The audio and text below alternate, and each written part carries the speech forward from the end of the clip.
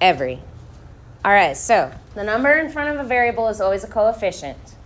This is always going to be your number that's with per, each, and every. If you have per, each, and every next to that, to a number, this is going to be your coefficient that's next to your variable.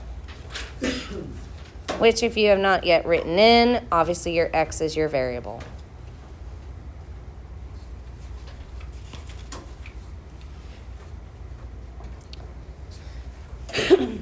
Anybody remember constant from last year from science? Like you have a constant rate of speed? Yeah. Guess what? When you know what a letter or what a number is, it's a constant. Same thing here. This is a constant. I know exactly what it is. I don't have to guess how many I have. That 5 is only telling you how many of those variables you have. So that 5 doesn't even exist. That means there is an x plus x plus x plus x plus x. There is 5 x's being added. That's where the 5 comes from. Everybody okay with that idea? Because once we get to solving, I want to make sure you guys are not trying to combine a variable and a number. Everybody good so far? All right, so your multiple per, each, and every. If you see those words, those are your multiple. Once. This is things like added, a fee, one time. If you see words like that, this is only happening once, which is your B. So your M is your multiple, your B is your once, and your Y is your total. Are y'all good with that? And guys, please make sure you are checking your notes.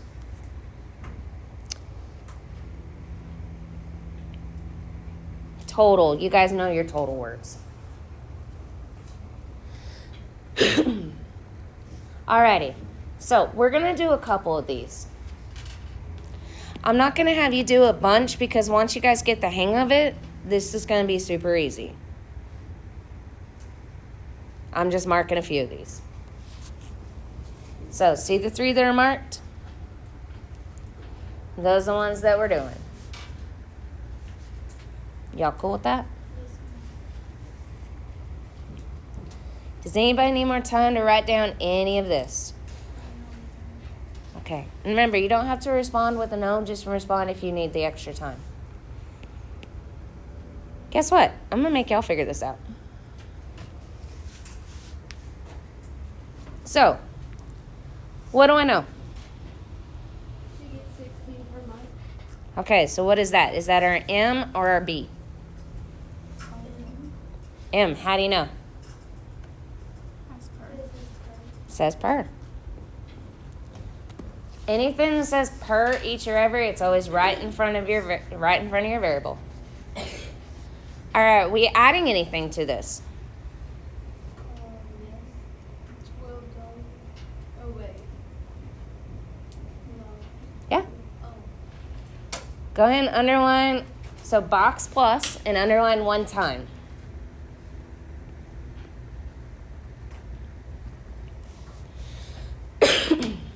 All right. Do we know our total?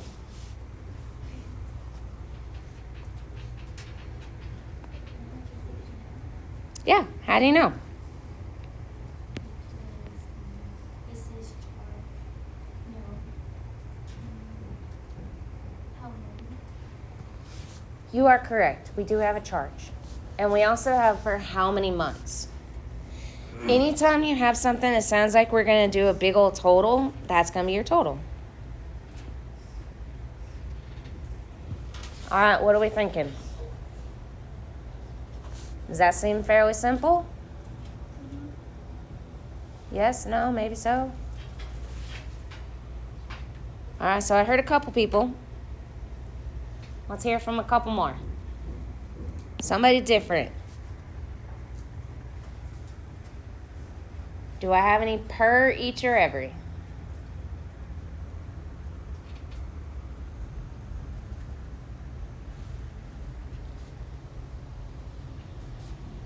Oh, did I pick a harder one?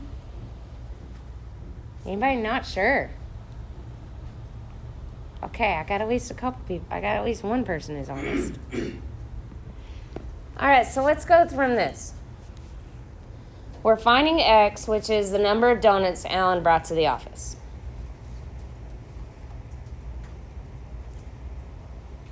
Do I have a total of how many he has at the end? Yes. So he had 8 donuts. So I'm pretty good to go ahead and say that that is probably going to be my total. All right. What else do I know? Okay, so there's 3. Is there 3 times anything? No, I don't have any 3 times anything. So could that be my constant?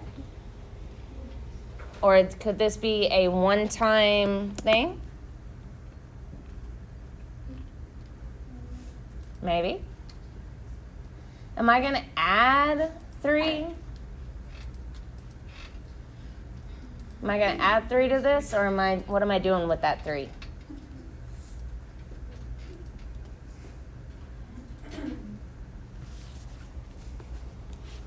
What happens if you eat something? Take away. Yeah. So guess what? We're taking away 3. Just because there's a plus sign there does not mean you are always adding. That's just the y equals mx plus b. You guys get that a lot. Or mx plus b equals y in this case. That, by the way, friends, you will see a ton. Especially the longer in math you go. All right, so what am I doing with... So where's my... What is x talking about? Let's go there.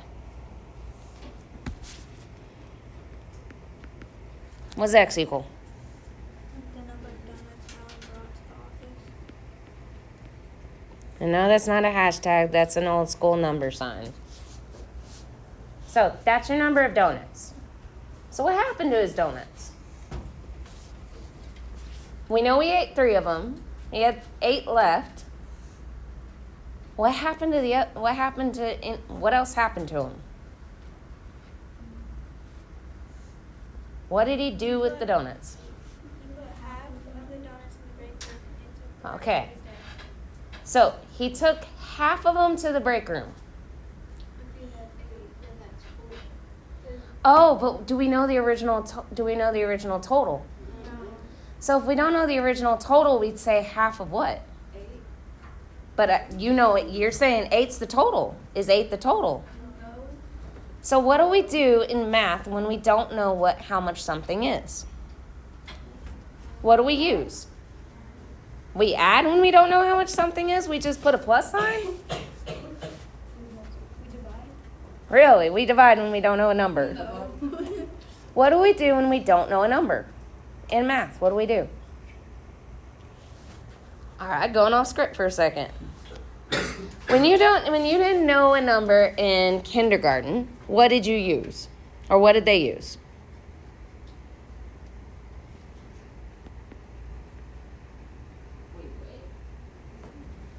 Yeah, it's an apple. Real quick apple. How much is each apple? 1. 1. Because 1 plus 1 equals 2. Yes, in my funky little apple. And then, guess what? When we didn't know something, what do we use? A question mark, right? Literally, I'm trying to figure out what do you know? And what I'm learning is we have forgotten some stuff. So I'm reminding you. All right. Then later on, what happened? What happened last year when you didn't know a number? What'd they do to you? What'd they put in? A variable.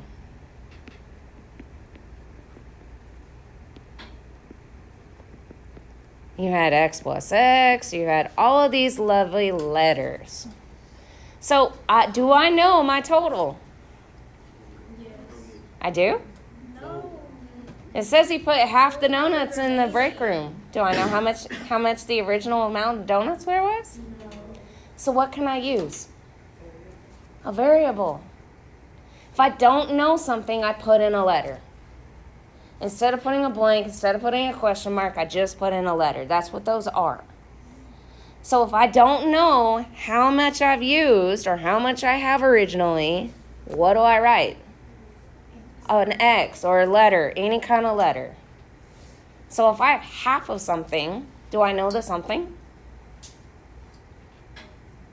The donuts? Do I know how many donuts? No. So what can I use? Yeah, X is your donuts. So if I don't know my total, and I need to do half of that total, what do I write? What am I taking half of? If X is the number of donuts and I'm taking half of the number of donuts, what am I writing? What am I writing? Half of X. That's it. I take it I blew up brains. Either that or we're not awake. Kinsley, how we doing over there? I know this class is a lot different than the other class. Because they're a lot more talkative, aren't they? That also might be why they had the highest percentage of stuff. Or some of the highest percentages. Alrighty. Let's try this one. Let's listen. Julia. Okay. What do I know? There are 3 pizzas. Okay. How about this? What's my variable? What's the letter by itself P. and italicized? There we go. What's P talking about? The cost of each pizza. So, I want you to start there. Now, what do I know? The total bill was 53. Okay, so I got total. So that's going to be my Y. Okay, what else do I know? That the salad was $7. Okay, how many salads did I get? 3. 1. So did I do this over and over and over? No, I just ordered 1. What did I order over and over and over? Pizza. Pizza. Do I know how much pizzas are? 3. I know how many. Do I know how much they are? No. So what do I do when I don't know how much something is? I use a variable. So what do I write here? 3x or 3p. Apparently we need to see another one because I'm still not hearing people talking. Let's come over here to Marissa. What's my variable? X. Which is talking about what? Cost of each pizza. I'm going to use sweater money. You could use cost. I don't care. All right. What goes with my variable? What number goes with my x? 6. How'd you know? 6 sweaters. 6 sweaters. All right. And if I'm using a coupon, what happens when I use a coupon? Am I adding to my total or am I subtracting? Subtracting. So I'm going to put a negative 22. Or sorry, make that 25. Because apparently I can't read this morning. All right, and then do I have a total? Yes. What's my total? 122. Okay, are we feeling a little better about this? Do we need to see one more? No. Okay. I'm going to go ahead and set up your nice little Loman Day 1. It should be there as of right now.